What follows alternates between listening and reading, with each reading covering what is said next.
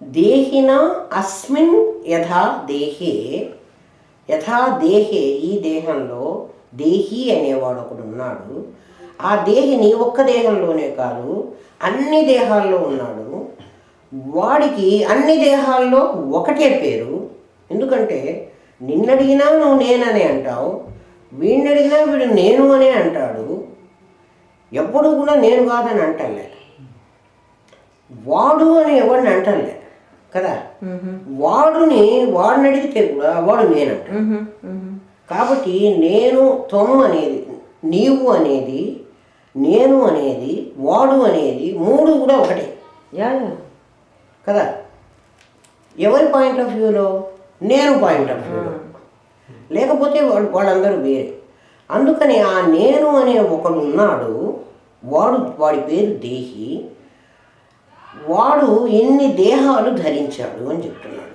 అంటే ఒక దేహి ఉన్నాడు, వాడు అనేక దేహాలు ధరించాడు. అంటే ఇద్దరు దేహులు కాదు, అనేక దేహాలున్నా అందులో ఉన్నవాడు మాత్రం ఒక్కడే. అట్లా ఉంటాడు. ఒక్కొక్క దేహంలో ఒక్కొక్కడు ఉండాలి కదా. అట్లా ఎట్లా ఉంటాడు? మనందరికీ ఒక్కొక్క దేహంలో ఒక్కొక్కడు ఉన్నాడు, ఒక్కొక్కడికి ఒక్కొక్క సమస్యలు ఉన్నాయి కదా. మీ సమస్యలన్నీ మీరు సృష్టించుకున్నవి, వాడికి అసలు సమస్యే లేదు.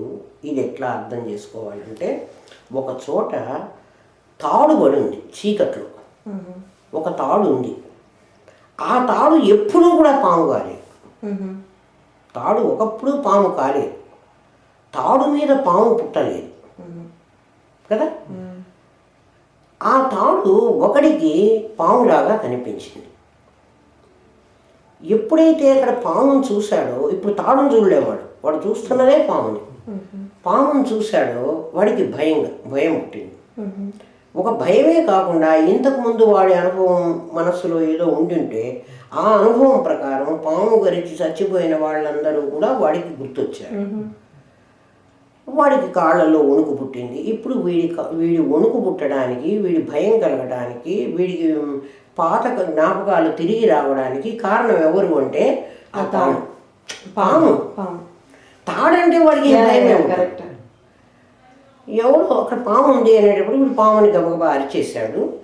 వాళ్ళు అందరు వచ్చారు, కర్రలు తీసుకొని వచ్చారు ఆ పాముని కొట్టడానికి. కర్రలతో పాటు దీపం కూడా తీసుకొచ్చారు. ఆ లైట్ పెట్టి చూస్తే అది పాము కాదు. ఇందాక వాడు చూస్తున్నంతసేపు అది పాము, ఇప్పుడు లైట్లో చూసినంతసేపు అది తాడు. అది మధ్యలో పాము అయింది. ముందు అది తాడే, తర్వాత అది తాడే, మధ్యకాలంలోనే అది పాము అయింది. ఇప్పుడు తాడు మీద పాము ఉన్నదా, తాడు లేదా? పాము లేదా అంటే వీడు చూడడం వల్ల పాము వచ్చిందా, పాము ఉండడం వల్ల వీడు చూశాడా? వీడు పాముగా చూశాడు. ఎవరిని? తాడునే. అక్కడ రెండు వస్తువులు లేవు. తాడు పాము రెండు ఉంటే వీడు పామును చూసి తాడును చూడకుండా అట్లా లేడు. తాడే వీడికి పాముగా కనిపించింది. అంటే ఇక్కడ ఉన్న పరమాత్మే ఒక్కొక్క జీవుడికి వాడి వాసనారూపమైనటువంటి అద్దాలు పెట్టుకోవడం వల్ల వాడి వాసనకు తగినట్లుగా ఈ ప్రపంచం కనపడుతుంది. నిజంగా యథార్థంగా ఈ ప్రపంచం బ్రహ్మస్వరూపమే. అది ఎట్లాగో చెప్తాడు. దేహినో అస్మిన్ దేహే, ఈ దేహాల్లో అస్మిన్ అంటే ఇది అని ఎందుకు అంటున్నాడంటే వాడికి ఇది అంటే వాడికి ఎగెనిస్ట్గా ఉంది ఈ శరీరం. ఈ దేహంలో ఒక దేహి ఉన్నాడు. ఆ దేహి అన్నవాడు ఎప్పుడూ కూడా జ్ఞానము, వాడి నిరాకారం, వాడికి ఆకారం లేదు. వాడు శాస్త్రం ఏం చెప్తోంది? వాడు తత్స్వరూపుడు, వాడు బ్రహ్మస్వరూపుడు. ఇప్పుడు వాడు దేహిగా కనపడుతున్నాడు. దేహాన్ని వేసుకోబట్టి దేహిగా కనపడుతున్నాడు. ఈ దేహం వాడికి సూపర్ ఇంపోజ్ అయింది. వాడు ఒకడు ఉంటే వాడి మీద ఈ దేహం సూపర్ ఇంపోజ్ అయింది. ఎట్లా సూపర్ ఇంపోజ్ అయింది అంటే తప్త ఎక్పిండవత్, ఇనపగుండు నిప్పులో కాలబెడితే వాడు ఈ ప్రపంచంలో వచ్చాకే కదా వాడికి జీవత్వం వచ్చింది. ముందు వాడికి జీవత్వం లేదు కదా. దేహంతో ఎప్పుడు కలిశాడో తల్లి గర్భంలో ఉన్నప్పుడు కదా నీకు ఈ దేహం వచ్చింది. దేహంతో నువ్వు కలిసిన తర్వాత కదా నీకు దేహ తాదాత్మ్యం వచ్చింది. ఈ దేహమే నేను అనుకుంటే భావం వచ్చింది. అంతకుముందు నువ్వు దేహానికి కావు, నువ్వు ఒకటివి, నువ్వు పరమాత్మవి. కానీ ఎప్పుడైతే దేహం అనేటువంటి దాంతో సూపర్ ఇంపోజ్ అయినావో నీకు ఈ ప్రపంచం అంతా కూడా నీకు నాది నేనుగా కనపడుతుంది. నిజంగా ఇదంతా నీది కాదు, అసలు నీ శరీరమే నీది కాదు, నీకు కనపడుతోంది. నువ్వు వివిధంగా కనపడుతూ ఉన్నా నువ్వు ఒకడివే. ఈ ఒకడు నన్ను ఉండేది ఒకటి. సదేవ సౌమ్యే, సౌమ్యే అని పిలుస్తున్నాడు నిన్ను. సౌమ్య అంటే ఈ థాట్ నీకు వచ్చి వినాలి అని వచ్చి కూర్చున్నావే, దానివల్ల నువ్వు సౌమ్యుడి, నువ్వు గొప్ప, చాలా మంచివాడివి అని శాస్త్రం నేను పిలుస్తుంది సౌమ్యే అని. సదేవ అగ్రే ఆసీత్, అగ్రే అంటే మొట్టమొదట సత్ అనేటువంటి ఒక పదార్థమే ఉంది, దానికన్నా భిన్నంగా లేదు. ఆ సత్తులోనే చిత్ అనేటువంటిది కూడా కలిసి ఉంది. సత్తు చిత్తు అనే రెండు పదార్థాలు ఉన్నాయి. ఈ చిత్ అనేటువంటిది ఎప్పుడూ శక్తి, సత్ అనేటువంటిది ఎప్పుడూ మెటీరియల్. బాగా గుర్తుపెట్టుకో, సత్ అంటే ఒక మెటీరియల్, చిత్ అంటే అందులో ఉన్న శక్తి. ఒక శక్తి అంటే ఇప్పుడు చిత్ అనేటువంటి దానికి దేవత అని, సత్ అనే దానికి భూతం అని పేరు. నీకు అట్లా గుర్తుండడం కోసం చెప్తున్నాను. సత్ అనేటువంటిది ఒక భూతం. భూతం అంటే దయ్యం కాదు, పంచభూతం, అష్టవిధ ప్రకృతులతో కూడింది. దానికి స్త్రీత్వం ఇచ్చారు. ఎందుకంటే చూడు, మైకు ఉంది, కుర్చీ ఉంది, టేబుల్ ఉంది, అన్నీ ఉంది అంటున్నావు, ఉన్నాడు అంటారు. దాని లోపల ఉండేవాడిని ఉన్నాడు అన్నారు. వాడొక చైతన్యం, వాడొక శక్తి. ఆ శక్తి రెండు విధాలుగా ఉంది, ఒకటి జడశక్తి, ఒకటి చేతన శక్తి అని. చిత్శక్తి, చిత్ అనేటువంటిదే శక్తి. చిత్శక్తి చేతనారూప, జడశక్తి జడాత్మిక. అమ్మవారి పేరు ఇది. అంటే ఇప్పుడు లలితా సహస్రనామం మీదనే రీసెర్చ్ చేస్తున్నా, మొత్తం 1000 నామాల మీద. చిత్శక్తి చేతనారూప, చిత్ అనేటువంటి చైతన్య శక్తి ఎప్పుడూ చైతన్యమైన వస్తువుల్లో ఉంటుంది. జడశక్తి జడాత్మిక. ఇదేమిటి, శక్తి ఒకటే ఉండాలి కదా, అది జడమేమి చైతన్యమేమి అంటే శక్తి ఎప్పుడూ చేతనమే. కానీ అది ఒక చేతనుడు పని చేసినప్పుడు మాత్రమే పనిచేస్తుంది. ఎట్లా అంటే నీకు అర్థమయ్యేది చెప్తాను. విద్యుత్ శక్తి, కరెంట్ ఉంది, సౌండ్ కూడా ఒక శక్తి. ఇప్పుడు టీవీ ఆపరేట్ అవుతోంది, టీవీలో నీకు బొమ్మలు అన్నీ కనిపిస్తున్నాయి, సౌండ్ వినిపిస్తోంది, ఇవన్నీ శక్తి అయినప్పటికీ ఆ శక్తికి నేను శక్తిని, నేను ఈ పని చెయ్యగలను అన్న జ్ఞానం లేదు. కరెక్ట్. జ్ఞానం నీకుంది. నువ్వు రిమోట్తో ఆన్ చేస్తున్నావు దాన్ని. నువ్వు ఆన్ చేసినప్పుడు మాత్రమే లైట్ వెలుగుతోంది. శక్తి దాంట్లో ఉన్నప్పటికీ విద్యుత్ కరెంటు శక్తి ఉంది దాంట్లో, బల్బులో వెలిగే శక్తి ఉంది. కానీ నువ్వు ఆన్ చేస్తేనే వెలుగుతోంది. నువ్వు కాకపోతే ఇంకోటి ఎవడో, ఒక మనిషి అంటే ఒక చైతన్యం ఉన్నవాడు, అంటే అప్పుడు దేహి ఆన్ చేస్తున్నాడు. అట్లాగే టీవీ ఉంది, టీవీలో కూడా అది పనిచేస్తుంది. నువ్వు ఆన్ చేస్తేనే అది పనిచేస్తున్నది. అంటే ఒక చేతన శక్తి జోడించినప్పుడు మాత్రమే జడం పనిచేస్తున్నది. జడమని దాన్ని ఎందుకున్నాము అంటే ఆ శక్తి ఎప్పుడు కూడా ఒంటరిగా ఉండలేదు, ఒక వస్తువులో ఆధారపడి ఉండాలి. ఎట్లా అంటే విద్యుత్ ఉంది, ఒక కాపర్ వైరు దానికి ఆధారం కావాలి. కాపర్ వైర్ లేకపోతే అది పనిచేయదు.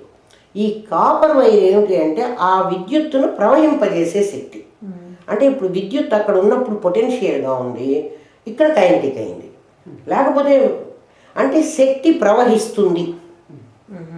నీ సైన్స్ ప్రకారం శక్తి ప్రవహిస్తుంది త్రూ కాపర్ వైరు, ఇంకేదైనా ఆ దేని ద్వారా ప్రసరిస్తోందో దాన్ని సత్ అనాలి.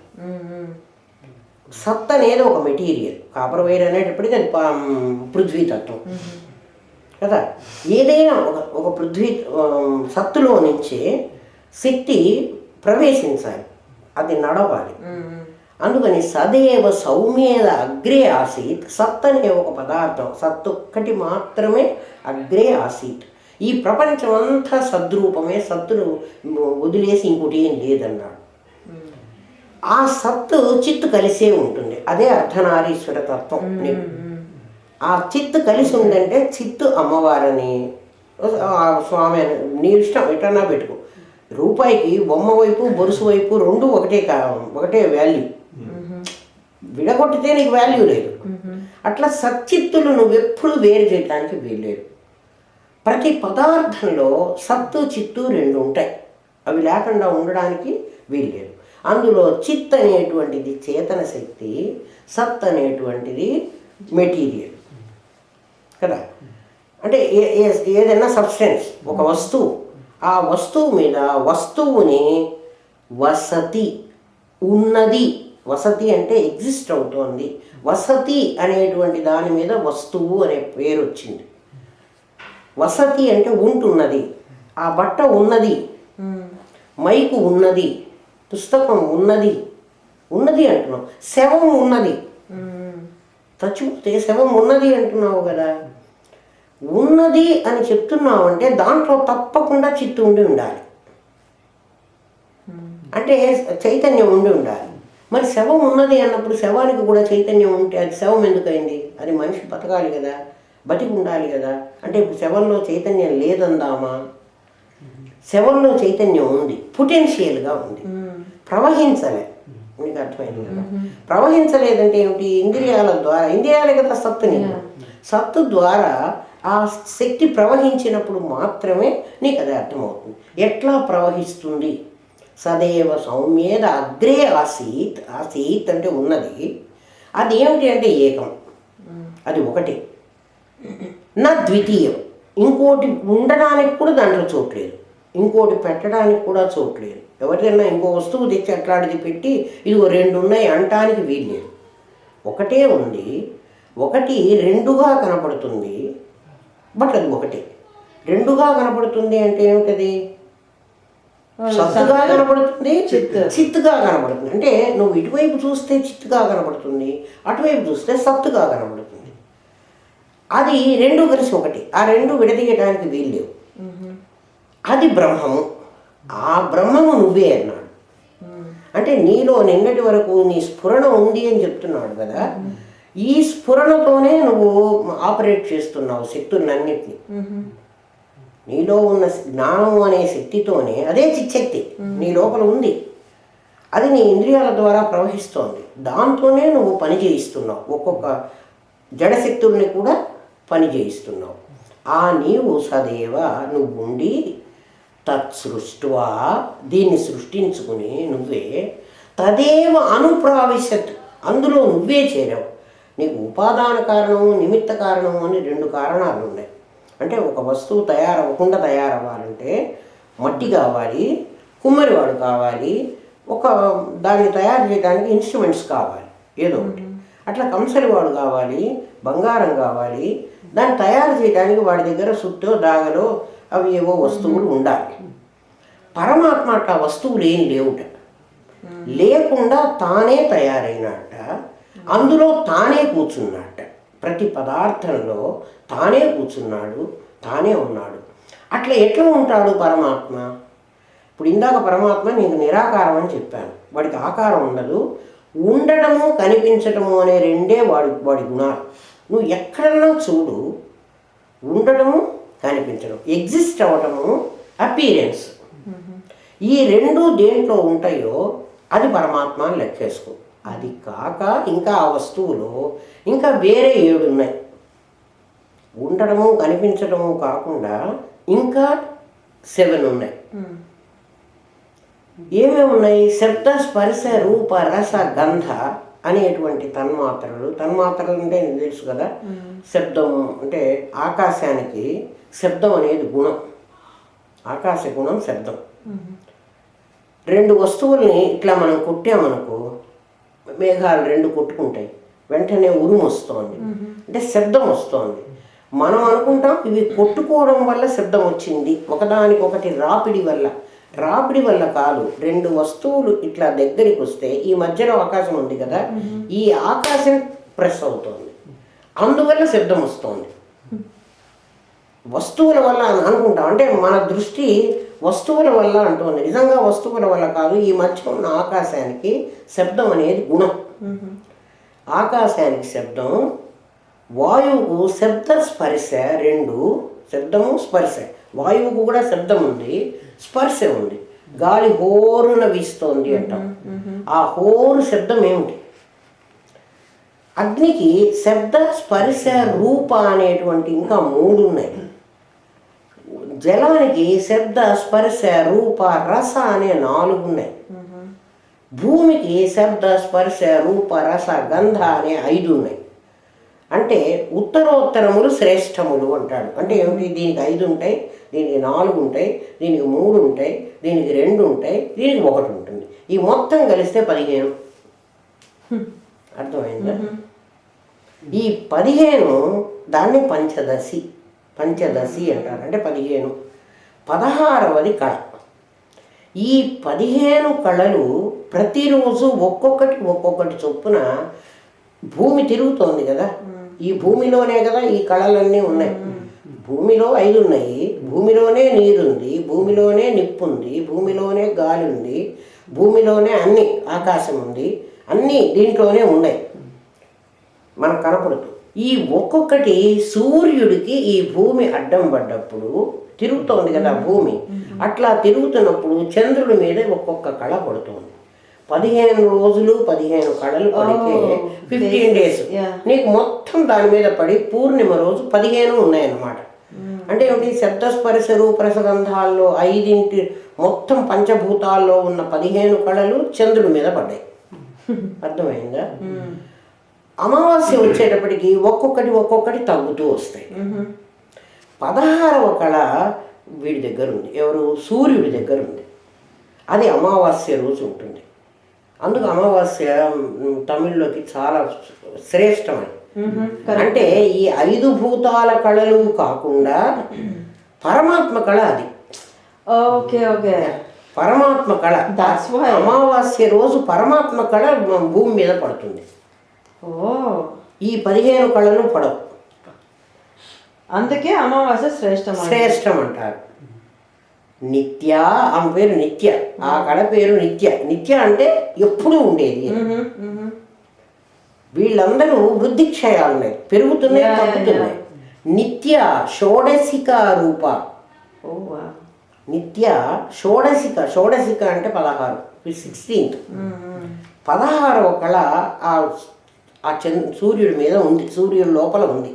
సూర్య అంతర్వర్తిని. అది సూర్యుడు దేవుడు అని నేను చెప్పుకున్నాను కదా. సూర్యుడు లోపల ఉన్న దేవత ఎవరు అంటే ఇది నిత్య. నిత్య అనేటువంటి ఆ పరమేశ్వరి, ఆ అమ్మవారు కళ. అమ్మవారు అంటే ఈ చిత్తి. చిత్తుకు అమ్మవారని, సత్తుకు పరమాత్మ అని పేరు. ఒకసారి సత్తుని అణగదొక్కి చిత్తు పైకి వస్తుంది, ఒక్కొక్కసారి చిత్తుని అణగదొక్కి సత్తు పైకి వస్తుంటుంది. ఏదైనా రెండిట్లో ఏదైనా ఉండొచ్చు. అంటే రూపాయి ఇట్లా వేసినప్పుడు ఆ బోర్ల పడచ్చు, అది అట్లాడదన్నమాట. తత్ సృష్ట్వా తదేవ అనుప్రావిశత్. ఇప్పుడు అనుప్రావిశత్ అన్నది నీకు కొంచెం బ్రెయిన్ పెట్టి ఆలోచిస్తే తప్ప కనపడదు.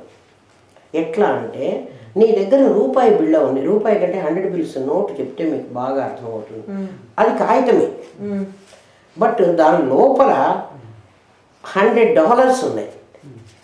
నాకు 100 పీసెస్ చేసి ఒక్కొక్క పీస్ $1 అనేవి. దాంట్లో ఎక్కడున్నాయి $100? ఈ కాగితమే. దీని లోపల $100 ఉన్నాయి అంటున్నా నేను. $100 ఎక్కడున్నాయి? ఓ పిల్లవాడికి ఇచ్చామనుకో, తెలియని వాడికి, ఇది కాగితమే అంటాడు. దీని లోపల $100 ఉన్నాయని వాడికి తెలియదు, నీకు తెలుసు. అంటే ఇప్పుడు దీనిలో ఉన్న $100 వాల్యూ అన్నామే, ఈ కాగితం వాల్యూ $100 అంటున్నామే. ఆ $100 ఇందులో ఉన్న శక్తి. ఇప్పుడు నీకు అర్థమైంది కదా. ఇది సత్తు. ఆ చిత్తు దీన్ని వదిలిపెట్టి ఉండలేదు. ఆ చిత్తు లేకపోతే దీనికి వాల్యూ లేదు. నీకు అర్థమైంది కదా. అది చిత్శక్తి అన్నమాట. ఆ పరమాత్మ తత్ సృష్ట్వా, దాన్ని సృష్టించి తదేవ అనుప్రావిశ్యత్, అందులో తానే ప్రవేశించాడు ఆ చిచ్చక్తి. ఈ ప్రపంచంలో ఉన్న ఏ వస్తువునైనా నువ్వు చూడు, నీ ఇష్టం వచ్చిన వస్తువు, దాంట్లో పరమాత్మ నీకు కనపడతాడు. ఎట్లా కనపడతాడు? ఇప్పుడు ఈ పుస్తకంలో పరమాత్మను చూపిస్తాను నీకు. ఏ వస్తువు నువ్వు ఇష్టం, నువ్వు ఏది చూపించినా సరే. ఈ పుస్తకానికి ఒక శబ్దం చూడు, దీనికి ఒక శబ్దం, దీనికి ఒక శబ్దం, దీనికి ఇంకొక శబ్దం, దీనికి ఇంకొక శబ్దం, అంటే వేరు వేరు శబ్దాలు వస్తున్నాయి. కానీ శబ్దం అనేది ఒకటి బ్రహ్మత్వ స్వరూపం. నీ ఆలోచనలు ఎట్లా వచ్చినాయో, నీ ఒక స్ఫురణలో నుంచి నీకు అనేక ఆలోచనలు వచ్చినాయి కదా, ఒక ఆలోచనకి సంబంధం లేదు కదా. అట్లా ఈ శబ్దం అనేటువంటిది ఈ వస్తువులో చేరినప్పుడు ఒక శబ్దం, దీంట్లో చేరినప్పుడు మరొక శబ్దం, దీంట్లో చేరినప్పుడు ఇంకొక శబ్దం. శబ్దంగా ఒకటి, ఆ సౌండ్లో డిఫరెన్స్ మళ్ళీ వేరేనే. నువ్వు ఆ డిఫరెన్స్ తీసుకోవాలి, ఆ శబ్దాన్ని తీసుకో. స్పర్శ, దీన్ని ముట్టుకో, దీన్ని స్పృశిస్తే నీకు గట్టిగాను, పుస్తకాన్ని ముట్టుకుంటే, గుడ్డ ముట్టుకుంటే, ఇది ముట్టుకుంటే, ఇది ముట్టుకుంటే, రకరకాలు నువ్వు ఏది ముట్టుకున్నా ఆ స్పర్శ వేరుగా ఉంది, వాటి రూపం కూడా వేరుగా ఉంది. నువ్వు కంటితో చూస్తున్నావు. రసం నువ్వు నాలుకతో టచ్ చేస్తే ఇది బాగుందా బాగలేదా అని వేరే సంగతి, కానీ ఒక రుచి ఉంది. ఎటువంటి రుచి అన్నా కానీ ఒక వాసన కూడా ఉంది. శబ్ద స్పర్శ రూప రస గంధాలు ఇవి కాక దీనికి ఒక రూపం ఉంది, దీనికి ఒక పేరు ఉంది. దీనికి ఇది కేసు, దీని కేసు గ్లాసెస్ కేస్ అని దీని పేరు, దీనికి ఒక కవర్ అని దీని పేరు, దీనికి ఒక చైర్ అని దీనికి ఒక పేరు.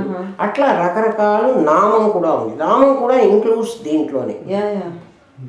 శబ్దస్పర్శ రూపరసగంధాలు ఎట్లాగైతే దీంట్లోనే ఇంక్లూడ్ అయి ఉన్నాయో, దీని పేరు, దీనికి ఒక రూపం. కుర్చీ అనే పేరు, కుర్చీకి ఒక రూపం. కేస్ అనే పేరు, కేసుకు ఒక రూపం. దేనికైతే ఒక రూపము ఒక నామము ఉందో దానికి శబ్దస్పర్శ రూపరసగంధాలు ఉన్నాయి కదా. శబ్దస్పర్శ రూపరసగంధాలనే 5, ఒక నామము ఒక రూపము అనే 2. అది కాక ఇది ఒక ఉపయోగానికి వస్తుంది నీకు. దీంట్లో అద్దాలు పెట్టుకుంటాను, ఈ పుస్తకం చదువుకుంటాను, ఈ కుర్చీలో నేను కూర్చుంటాను, వేరు కావచ్చు. ఇవన్నీ కూడా దీంట్లోనే ఉన్నాయి. ఇవి కాక కుర్చీ ఉంది ఉంది ఉంది అని నువ్వు ఎట్లా చెప్తున్నావు? నువ్వు శబ్దస్పర్శ రూపరసగంధాలు చూడలేదు, కానీ కుర్చీ ఉంది అంటున్నావు. కుర్చీ ఉందని నువ్వు ఎట్లా చెప్పావు? నీకు కుర్చీ కనిపించింది. ఇప్పుడు ఆలోచించు, నువ్వు చూస్తే కుర్చీ కనిపించిందా, కుర్చీ నాకు నేను ఉన్నానని నీకు చెప్తోందా? చూస్తే తెలుస్తుంది. నువ్వు చూస్తేనే కనిపించింది అంటే నువ్వు దేంతో చూసావు? కళ్ళతో చూసావు కదా. అసలు కళ్ళ ద్వారా కాకుండా నువ్వు ఇంకా, అంటే ఈ కంటితో చూస్తే దీని ఆకారం ఇట్లా ఉంది అని చెప్తున్నావు. అది కాకుండా నువ్వు ఇంకేదేంతోనైనా చూడగలుగుతున్నావా? టచ్, నీ మనసులోనే, నీ స్మరణతోనే చూస్తున్నావు. నువ్వు కంటితో చూస్తే కన్ను చూడటంలే. కన్ను తీసుకెళ్ళి, నిన్ననే చెప్పుకున్నాం కదా, కన్ను తీసుకెళ్ళి ఎక్కడ పెడుతోంది? నీ స్ఫురణలో పెట్టినా. నీ స్ఫురణలో పెట్టిందే నువ్వు చూస్తున్నావు. ఇప్పుడు ఈ కుర్చీ ఇక్కడే ఉంది, నువ్వు కళ్ళు మూసుకుని కంటితో చూసానంటున్నావు. కళ్ళు మూసుకుని ఇప్పుడు కుర్చీని చూడు, ఉంది కదా. ఎక్కడుంది? స్ఫురణలో ఉంది. స్ఫురణ మరి అది దానికి రూపం లేదు కదా. స్ఫురణ అనేది నిరాకారం కదా. దాని లోపల ఈ వస్తువు ఎట్లా కనపడింది? అర్థం ఉంది నీ దగ్గర. నిన్ననే చెప్పుకున్నా, నీ లోపల ఒక అర్థం ఉంది. విశ్వం, ఇది విశ్వం, దర్పణ దృశ్యం. ఇప్పుడు నీ జ్ఞానం ఉందే, నీ జ్ఞానాన్ని నువ్వు ఈ కుర్చీ మీద ప్రసరింపజేశావు. నాకు కనపడకుండా నీ జ్ఞానానికి ప్రసరించే గుణం ఉంది కదా, అది కైనెటిక్ కదా. అది నీ దగ్గర ఉండే పొటెన్షియల్. ఏ వస్తువన్నా నీకు కనపడుతున్నది, ఏ విషయం అన్నా నీకు వినపడుతున్నది అంటే అర్థం ఏమిటి? నీ జ్ఞానాన్ని నువ్వు దాని మీద ప్రసరింపజేస్తున్నావు. ఎందుకంటే నువ్వు చూస్తే కనపడింది అంటున్నావు, నువ్వు చూడండి కనపడలే. నువ్వు చూశాను అంటే ఏం చేసావు? నువ్వు నీ నీ దృష్టిని, నీ జ్ఞానాన్ని నీ కంటి ద్వారా దాని వరకు ప్రసరింపచేసావు. అంటే ఇక్కడ ఈ మధ్యలో నీకేం కనపడకుండానే నీ జ్ఞానం, ఇది నిరాకారం కదా, నిరాకారమైంది ట్రావెల్ చేయగలదు కదా, ఎక్కడికైనా పోగలదు. ఇక్కడ దీని వరకు వచ్చింది, దీని వరకు వచ్చి దీన్ని ఆక్రమించింది. అంటే ఈ కుర్చీలో సగభాగం నీకు కనపడలే, ఈ కుర్చీ మొత్తం కనపడింది, ఈ పుస్తకం మొత్తం కనపడింది. నేను ఎప్పుడైతే ఈ పుస్తకాన్ని చూపిస్తున్నానో వెంటనే నీ జ్ఞానం దీని మీదకి వచ్చేసింది, దీని మీదకి వచ్చి దీని బొమ్మను తీసుకెళ్ళిపోయింది. నేను అది అది చెప్తూనే మళ్ళీ ఇది చెప్పాను, దీని మీదకి వచ్చి దీన్ని అంతా ఆవరించి దీన్ని కూడా నీ దగ్గరికి తీసుకెళ్ళింది. దీని పేరు జ్ఞేయము. అంటే నీ జ్ఞానంతో నీవు తెలుసుకునేటువంటి ఈ పదార్థాన్ని, ఈ పదాలు ఇట్లనే నేర్చుకోవాలి. వీటికి ఇంకో పదాలు పెట్టుకుంటే రావు. జ్ఞేయము, జ్ఞేయము అంటే జ్ఞానం ద్వారా తెలుసుకోబడేది. ఇప్పుడు నీ జ్ఞానము ఇది జ్ఞేయము కదా, నీ జ్ఞానం. అప్పుడు నీ పేరు ఏమిటి అంటే జ్ఞాత. ఎందుకని? నీ జ్ఞానాన్ని ప్రసరింపజేశావు. ప్రసరిస్తే అక్కడ లేకుండా పోయిందా? అక్కడ ఉంది. అక్కడ ఉన్నప్పుడు అది పొటెన్షియల్గా ఉంది, దాని పేరు జ్ఞాత. ఒక కాస్మిక్ ఎనర్జీ నీ దగ్గర ఉంది, ఆ ఎనర్జీని నువ్వు దీని మీదకి పంపించావు. దీని మీదకి పంపించి నీ ఎనర్జీ మళ్ళీ నీకు వెనక్కి వచ్చింది, దీని దగ్గరికి వచ్చి ఇది ఫలానా ఈ రకంగా ఉంది అని నీకు చెప్పింది. ఇది పుస్తకము అని నీ జ్ఞాత కనుక్కున్నాడు. దేని ద్వారా కనుక్కున్నాడు? నీ జ్ఞానం ద్వారా కనుక్కున్నాడు. ప్రపంచంలో జరుగుతున్నది ఇది. దేహి ఏం చేస్తున్నాడు అంటే వాడి జ్ఞానాన్ని జ్ఞేయం మీద ప్రసరింపజేస్తున్నాడు. ఆ జ్ఞేయ వస్తువుని జ్ఞానం ద్వారా లోపలికి తీసుకొస్తున్నాడు. లోపల ఉన్నటువంటి జ్ఞాత దాన్ని గుర్తిస్తున్నాడు, ఫలానా వస్తువు అని చెప్తున్నాడు. ఆ ఫలానా వస్తువుని ఉపయోగించుకుంటున్నాడు ఈ దేహి. ప్రపంచంలో జరుగుతున్న వ్యవహారం ఇది మనకు తెలిసి. ఈ జ్ఞాత అనేవాడు ఎవడు అంటే, ఈ జ్ఞాత అని ఎందుకు అంటున్నావు అంటే వాడు జ్ఞానాన్ని ప్రసరింప చేసినప్పుడు మాత్రమే వాడు జ్ఞాత, లేకపోతే వాడు జ్ఞానమే. వాడి పేరు స్ఫురణే. స్ఫురణ ఉంది అంటున్నావే, నా జ్ఞానం ఉంది అంటున్నావు కదా, అది సత్తా. నువ్వే ఇది నాకు తెలియదు అంటున్నావు, ఒక విషయాన్ని నాకు తెలియదు అంటున్నావు. ఇంతకుముందు నీకు ఇది తెలుసా అని నేను అడిగాను, నాకు తెలియతున్నావు. ఇప్పుడు నేను చెప్తున్నా, నేను ఇప్పుడు తెలుసుకుంటున్నాను అంటున్నావు కదా, తెలుసుకుంటున్నాను అంటావు. కొంచెంసేపు ఉన్నాక తెలిసిందా, ఇప్పుడు నేను చెప్పిన పాఠం అంతా నీకు తెలిసిందా అన్నా, తెలిసింది అన్నా. అంటే ఈ మూడిట్లో నీకు ఏం జరుగుతుందో నువ్వు చెప్పు, నువ్వు ఆలోచించు. ఇంతకుముందు నీకు తెలియలేదు అన్నావు, నేను చెప్తున్న విషయాలు నాకు తెలియదు అన్నావు. అంటే నీ జ్ఞానం ప్రసరించలే, నీ జ్ఞానం అక్కడే ఉంది. ఇప్పుడు తెలుసుకుంటున్నాను అంది, అంటే నీ జ్ఞానం ప్రసరిస్తోంది. ఇప్పుడు నాకు తెలిసింది అంటున్నావు, అంటే నీ జ్ఞానం ప్రసరించి ఆ విషయాన్ని తీసుకుని నీ లోపలికి చేర్చింది. ఇప్పుడు నువ్వు నాకు తెలిసింది అంటున్నావు. ఈ మూడు నీ అనుభవంలోనే ఉన్నాయి కదా. నీ దగ్గర జ్ఞానం లేకపోతే ఈ మూడు జరగవు కదా. వేదాంతమే కాదమ్మా, ఏ విషయమైనా నాకు తెలియదే అంటావు. ఇప్పుడు చెప్తుంది ఇది విను అని. ఇవాళ సూపర్ బౌల్ వస్తుంది అని నాకు తెలియదు, సూపర్ బౌల్ వస్తుంది అని నువ్వు చెప్పావు. వస్తుందా అన్నాను. నాకు 3:30కి సూపర్ బౌల్ వస్తుందని నాకు తెలిసింది అంటున్నాను. అంటే ఏం జరిగింది ఈ మధ్యకాలంలో నువ్వు ఆలోచించు. ఇన్ఫర్మేషన్ నీ దగ్గర నుంచి ఒక జ్ఞానం బయటికి వచ్చింది అంటే నీకు తెలియదు. చూడు, నువ్వు ఇట్లే కూర్చున్నావు, ఏ వాకిట్లో నుంచి వచ్చిందో నీకు తెలియదు. కరెక్ట్. కంటి ద్వారా పోయిందా ఇప్పుడు నువ్వు తెలుసుకున్నప్పుడు? ఇందాక నువ్వు కన్నన్నావు కదా, కంటి ద్వారా కాదు. ఆ జ్ఞానం నిరాకారం కాబట్టి ఎక్కడికైనా ప్రయాణం చేయగలరు. అది ఒక చోట ఉండాలని లేదు. ఏదైనా తెలుసుకోగలదు. అయితే మరి నాకు ఎందుకు తెలియటం లేదు అంటే, నీకు అక్కడ తాడు ఉంటే